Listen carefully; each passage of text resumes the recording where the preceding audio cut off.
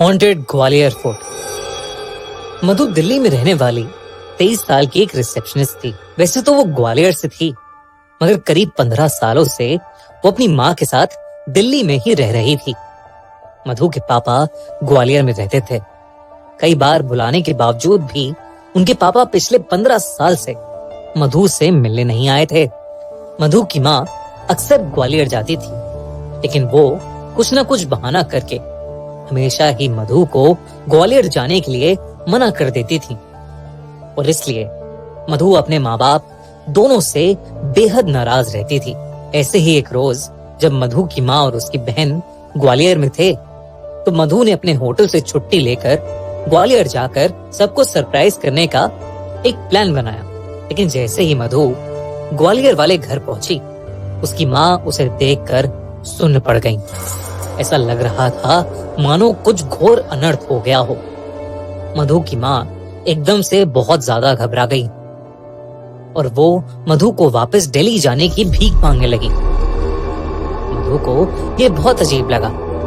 उसने अपनी माँ से कहा कि वो अपने पापा से मिलने आई है और उनसे मिले बिना वो कहीं नहीं जाएगी। देर रात हो चुकी थी।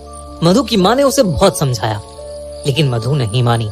उस रात काफी देर हो चुकी थी, लेकिन उसके पापा अभी तक घर नहीं आए थे, ना ही उनका फोन लग रहा था।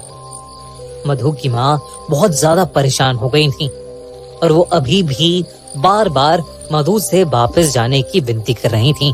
अपनी माँ की ऐसी बातें सुनकर मधु का दिल टूट गया था।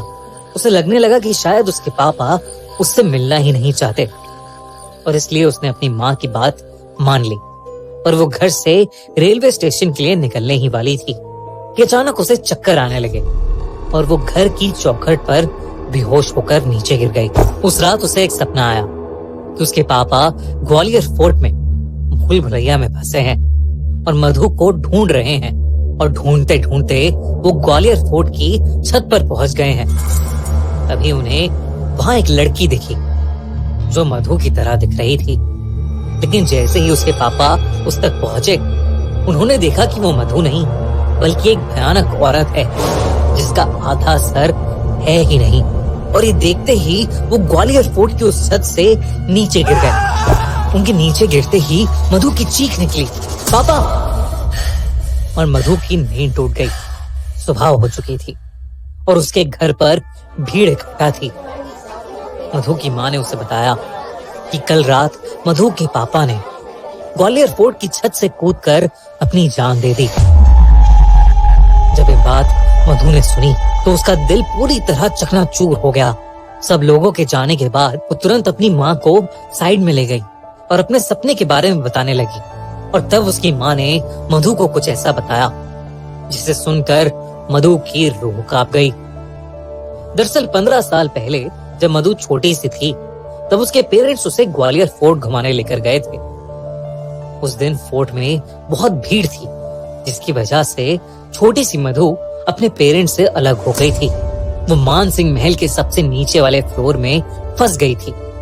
दोस्तों, गुजरात में 2002 में कुछ ऐसा हुआ था जिसने पूरे इंडिया को हिलाकर रख दिया था। मुजफ्फरनगर से अहमदाबाद जाने वाली साबरमती एक्सप्रेस जब गोधरा में रुकी तो अचानक उसके 2 डब्बों में आग लग गई और 59 लोग यानी 59 लोगों की जलकर उस ट्रेन के अंदर मौत हो गई। लेकिन वो आग लगी तो लगी कैसे? जो अंडरग्राउंड था वो उस ग्वालियर फोर्ट की एक ऐसी जगह थी जहां अक्सर कम ही लोग जाते थे। उस जगह को रात में अक्सर बंद कर दिया जाता है, क्योंकि लोग कहते हैं कि ग्वालियर फोर्ट की उस जगह में रात को मुगलों और अंग्रेजों के जरिए मारे और सताए गए राजा रानियों की आत्माएं भटकती हैं। इन्हीं सब बातों से मधु के पेरेंट्स का डर बढ़ता जा रहा था, लेकिन फिर भी उन्होंने गार्ड्स को बताया कि उनकी बेटी मधु अंदर रह गई है। वो सब मिलकर मधु को ढूंढने लगे। तभी अंदर बैठी मधु को अचानक से गाने की आवाज आने लगी। उठकर उस आवाज की तरफ गई। देखते ही देखते मधु को अपने आगे चल रही एक परछाई नजर आई। मधु ने उसे आवाज लगाई तो वो परछाई हवा में कहीं गायब हो गई। तभी मधु को ऐसा लगा कि जैसे उसके पीछे कोई खड़ा है। वो पलटी तो उसने देखा कि सफेद लहंगे में एक औरत उसके सामने खड़ी है। उस औरत का भयानक चेहरा देख नन्ही सी मधु की चीख निकल गई। उसका आधा चेहरा था ही नहीं और उसके हाथों और पैरों में कीड़े चल रहे थे। ये देखकर मधु बहुत ज्यादा डर गई और भागकर किसी कमरे में घुस गई। उसने दरवाजा अंदर से लॉक कर लिया और जोरों से रोने लगी। तभी उसे दीवार खुरचने की आवाज आई और उसने देखा कि वही औरत उस कमरे के कोने में बैठी दीवार पे कुछ मंत्र लिख रही है। उसके हाथ में सफेद रंग का पाउडर है। मधु उसे देखकर वहीं जम गई। तभी उस औरत ने अपना चेहरा धीरे से पलटा और मधु की तरफ रेंगती हुई आने लगी। उसने मधु की आंखों में झांका और उसके माथे पर वो व्हाइट पाउडर लगा दिया। मधु को तभी चक्कर आने लगे और वो वहीं बेहोश हो गई। अगली सुबह मधु का बेहोश शरीर अपने आप उसी पॉइंट से मिला जहां से उसके पापा ने छलांग लगाई थी। इसके बाद मधु उठी ही नहीं। उसके पेरेंट्स उसे कई डॉक्टर्स के पास लेकर गए मगर कोई समझ ही नहीं पाया कि आखिर वो बेहोशी की हालत में क्यों फंस गई थी। उसकी सांसें तो चल रही थीं, लेकिन वो अपनी आंखें खोल ही नहीं पा रही थी। ऐसा लग रहा था कि जैसे वो कोमा में चली गई हो। तब मधु की माँ एक पंडित को बुला के लाई, जिन्होंने मधु को देखते ही बता दिया कि मधु को महल की एक मरी हुई रानी की दासी का श्राप लग गया है, जिसकी आत्मा वहां अपने मौत का बदला लेने के लिए भटक रही है। उन्होंने बताया कि मधु के अंदर एक शैतान वास करने लगा है और वो धीरे धीरे मधु की जान ले लेगा।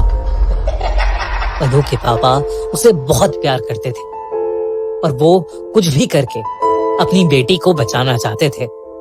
उन्होंने उस पंडित से कोई ना कोई हल निकालने की विनती की। उन्होंने कहा कि मधु के अंदर की शैतानी आत्मा के प्रभाव से बचने के लिए किसी को मधु के बदले अपनी बलि देनी होगी, जिसमें उस इंसान को उस आत्मा की गुलामी करनी होगी, जिसमें शायद उनकी जान भी चली जाए। मधु के पापा ने कहा कि वो जिंदगी भर उस आत्मा की गुलामी करेंगे, लेकिन मधु को कुछ नहीं होने देंगे। उस पंडित ने एक बहुत बड़ी पूजा की, जिसमें मधु और मधु के माँ बाप साथ में थे। पूजा के दौरान मधु ने आंखें खोली तो उसकी पूरी आंखें लाल थीं और वो उस पंडित को बुरा भला कहे जा रही थी। अचानक ही उस पंडित ने उस पर मंत्र पढ़ते हुए लाल मिर्च का पाउडर फेंका और मधु बेहोश हो गई। कुछ ही पलों में मधु के पापा भी बेहोश हो गए। जब मधु को होश आया तो वो बिल्कुल ठीक थी। पंडित ने बोला कि मधु को ग्वालियर से जितना दूर हो सके ले जाओ, और इसलिए मधु की माँ उसे लेकर दिल्ली चली गई, क्योंकि उसके पापा अब उस शैतानी आत्मा के गुलाम थे, इसलिए वो ग्वालियर छोड़कर नहीं जा सकते थे। मधु के जाने के बाद उस आत्मा का श्राप उसके पापा पर चढ़ने लगा। उसके पापा की जॉब चली गई और वो बहुत बीमार रहने लगे। लेकिन जब मधु वापस ग्वालियर आई तो वो आत्मा मधु की जान लेना चाहती थी, लेकिन उसके बदले उसके पापा ने अपनी जान उस आत्मा को दे दी। अपनी माँ की पूरी बात सुनकर मधु रोने लगी और अपनी माँ से माफी मांगने लगी। मधु की माँ को उस पर तरस आ गया और उन्होंने अपनी बेटी को गले लगा लिया। उन्होंने मधु को बताया कि उसके पापा उससे बहुत प्यार करते थे और किसी भी हालत में उसे प्रोटेक्ट करके रखना चाहते थे। इस घटना के बाद मधु और उसकी माँ ने ग्वालियर हमेशा हमेशा के लिए छोड़ दिया।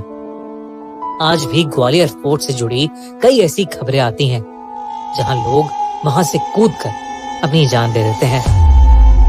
आपको क्या लगता है, क्या ग्वालियर फोर्ट सच में हॉन्टेड है या ये सब सिर्फ एक अफवाह है?